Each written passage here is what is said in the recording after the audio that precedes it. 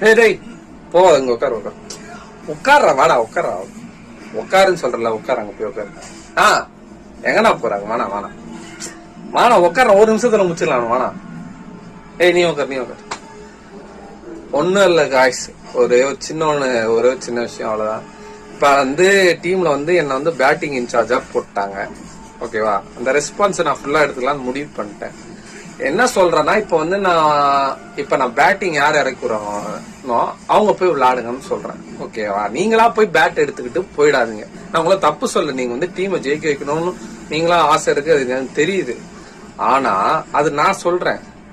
ஓகேங்களா, நீங்களா போய் பேட் எடுத்துட்டு போவாதீங்க. அப்புறம் பிளேம் நீங்க ஏதோ தப்பு பண்ணிட்டீங்கன்னா அதுக்கு பிளேம் என் மேல விழுது. ஓகேவா, நான் தப்பே பண்ணல, ஆனா பிளேம் என் மேல விழுது, அது தப்பு இல்ல.